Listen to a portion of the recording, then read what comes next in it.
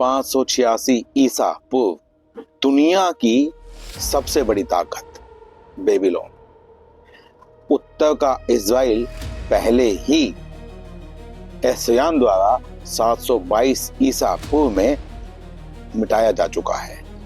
अब बचा है जुदाह का एक छोटा सा राज्य, कमजोर राजा जो अपनी स्वयं की रक्षा करने में समर्थ नहीं है।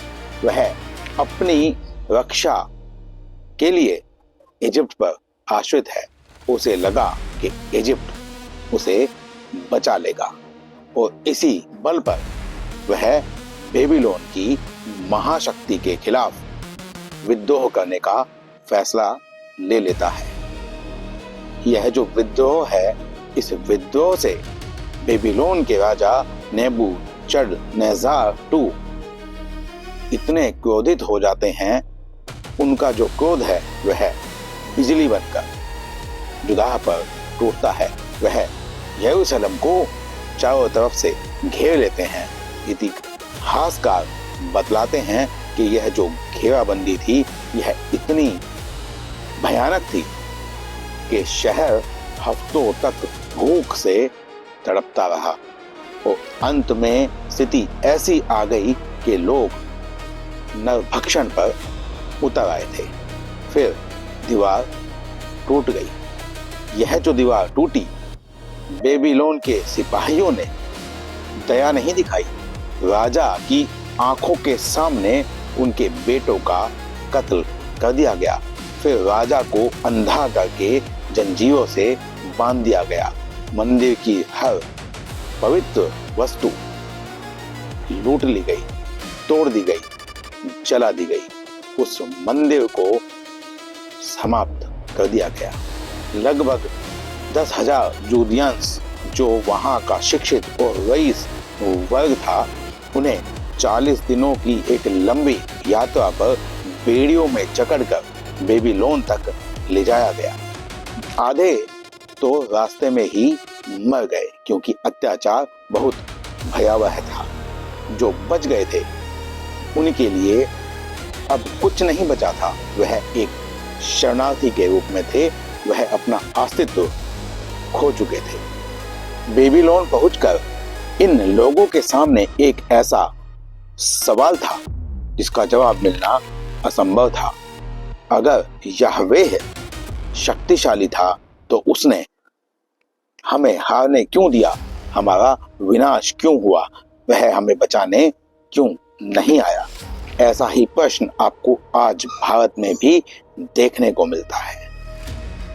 आप इस तथ्यों को देखते जाइए, आपके सामने सारी पिक्चर क्लियर होती चली जाएगी।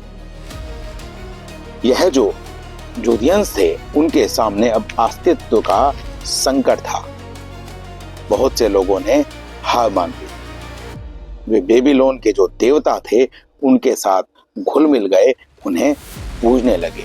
लेकिन एक छोटा सा समूह था जो अड़ गया, जिसने झुकने से इनकार कर दिया। मंदिर और जमीन छिन जाने के बाद वे अपने धर्म के प्रति और कट्टर हो गए। यहीं से एक क्रांतिकारी विचार उत्पन्न हुआ। लगभग 545 ईसा पूर्व में एक भविष्यवक्ता द्वारा, जिसे हम सेकंड इसियाह कहते हैं, उसने एक ऐसी बात कही जो पहले कभी नहीं सुनी गई थी। उसने लिखा, यहोवाह केवल जुदाह के छोटे से देवता नहीं थे, बल्कि उन्होंने ही नेबूचडनेस्जार II को चुना था ताकि वे अपने लोगों को सजा दे सकें, उन्हें सुधार सकें।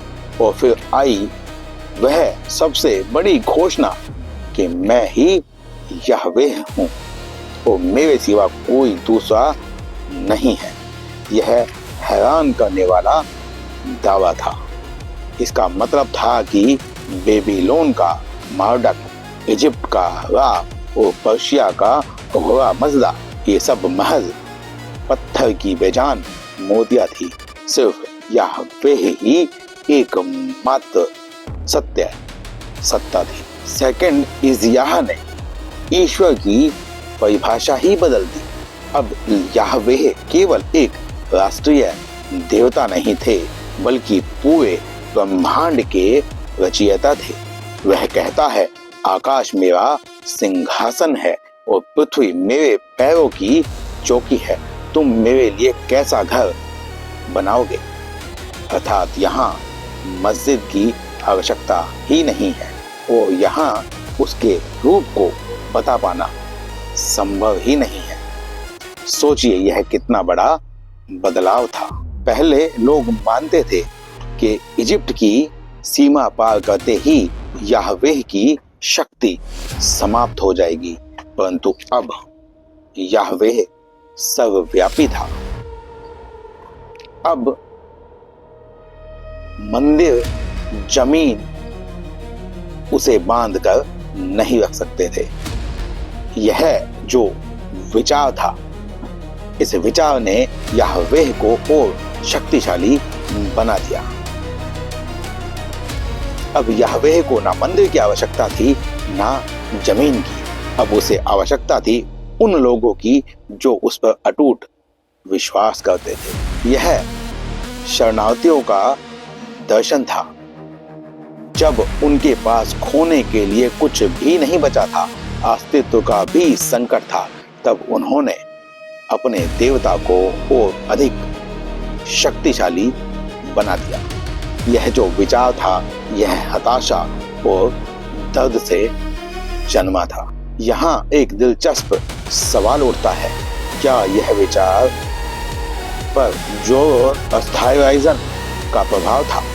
539 ईसा पूर्व में पर्शिया ने बेबीलोन को जीता था। पर्शियन राजा साइरस II इनके लिए मसीहा बनकर आया।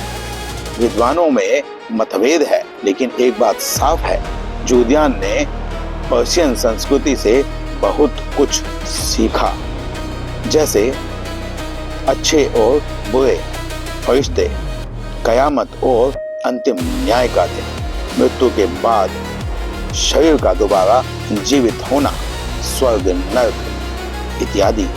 ये सभी बातें बाद में यहूदी और ईसाई धर्म का आधार बनी, लेकिन सिर्फ एक ईश्वर वाला मूल विचार शुद्ध रूप से जूलियन अनुभव की उपज था। जब राजा साइरस ने आजादी दी तो लोग यरूशलेम लौटे। वहां पर उन्होंने मंदिर बनाए, परंतु वह मंदिर पहले जैसे भव्य नहीं थे और यहीं से शुरू हुआ एक टकराव। जो लोग वापस लौटे थे वे कठोर एकेश्वरवादी थे, जबकि जो लोग रुक गए थे वे लोग बहुदेववादी थे। वे बाल अशरहे को मानते थे, उनकी पूजा करते थे, परंतु जो कठोर एकेश्वरवादी थे वह मूर्ति पूजा के खिलाफ थे। वह उसे पाप मानते थे। और यहाँ इस टकराव में, इस संघर्ष में जीत हुई कठोर एकेश्वरवाद की। अगली 4 सदियों में यह विचार इतना गहरा हो गया कि मैकाबीज के समय तक 165 ईसा पूर्व बहुदेववाद का नामो निशान मिट गया। बाल और अशरेह अब सिर्फ इतिहास के पन्नों में दफन थे। इस बदलाव का जरिया सिर्फ धर्म नहीं था, यह शक्ति, राजनीति और इतिहास को दोबारा लिखने का नतीजा था। पुराने ग्रंथों को इस तरह बदला गया कि एकेश्वरवाद ही हमेशा से सत्य था, जबकि हकीकत में यह एक नया आविष्कार था।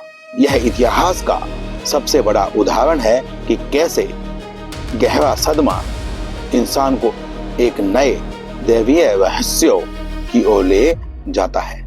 लेकिन यह तो बस शुरुआत थी। अगले एपिसोड में हम देखेंगे कि जब एक एकेश्वरवादी सत्ता विचारधारा को संस्था का साथ मिलता है तो इससे कैसे उस अधार्मिक असहिष्णुता की नींव रखी जिसे आज हम जानते हैं। तो मिलते हैं अगले एपिसोड में।